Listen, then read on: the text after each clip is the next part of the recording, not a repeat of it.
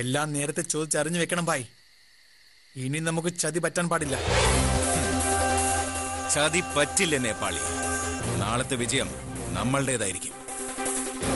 അവസാന യുദ്ധത്തിന് തയ്യാറെടുത്തു.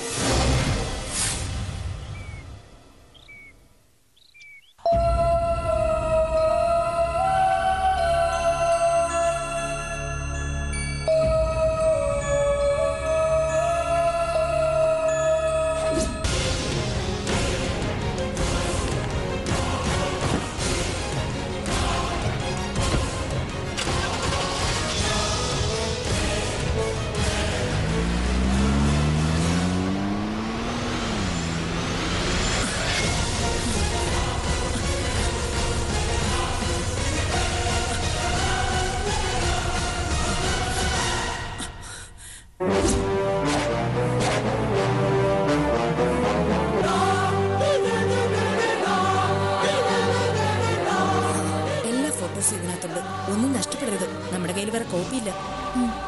ഞാൻ സൂക്ഷിച്ചോളാം.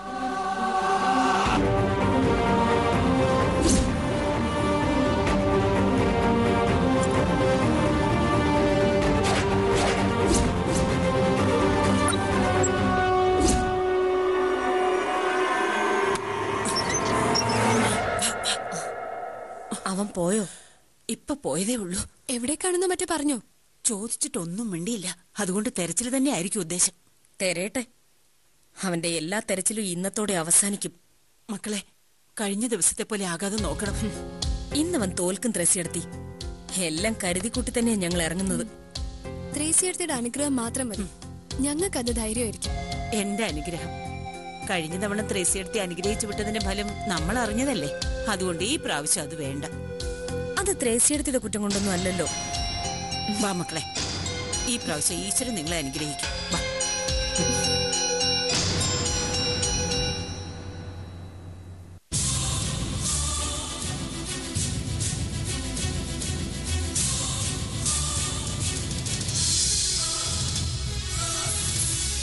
ഒരാപത്തും കൂടാതെ വർമ്മ സാറിന്റെ മോളെ കൊണ്ടുവരാൻ കഴിയണേന്ന് പ്രാർത്ഥിക്കും മക്കളെ.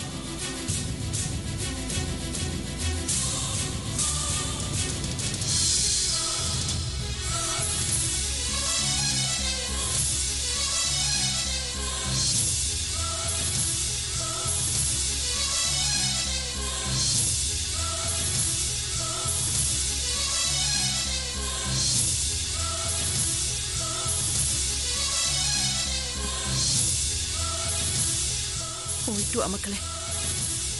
വാടാ.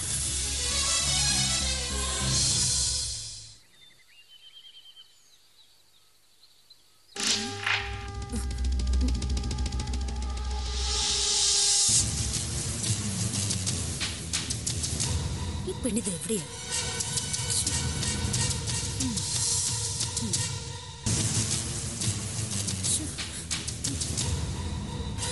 ഇനി വരുമോ അതോ പറ്റിക്കോ?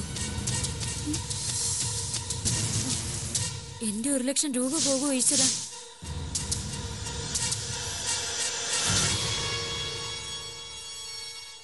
ഈശ്വര.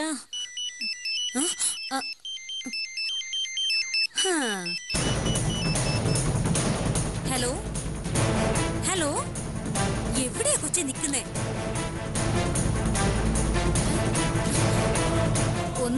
ഒന്ന് കൃത്യമായിട്ട് പറ കൊച്ചേ. ഓ, തെക്കും വടക്കും അറിയാത്ത എന്നോടാ. ചേച്ചി ഇപ്പൊ നിൽക്കുന്നിടത്ത് നിന്ന് വലത്തോട്ട് പോന്നോളൂ. ആ ശരി, വലത്തോട്ട്.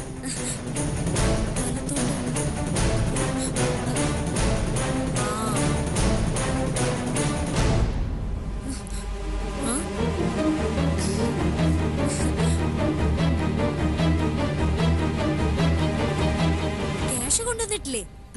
എവിടെ വർമ്മസാറിന്റെ മോള്? ഓ, ക്യാഷ് എവിടെ? അത് പിന്നെ ഗോൾഡാ. ഏതാണ്ട് 1,50,000 രൂപയുടെ ഗോൾഡ് കാണും. മതി, ഗോൾഡ് ആണെങ്കിലും മതി. എവിടെ എവിടെ?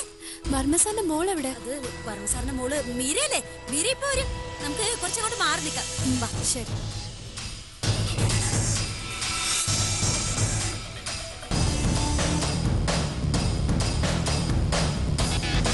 ഇവിടേക്ക് വരാനാണോ പറഞ്ഞ? അതെ, വീട്ടുകാരനെ വിഷ്ണുവോട് തന്നെ കണ്ണു വെട്ടിച്ചിട്ട് വേണ്ടേ വരാൻ.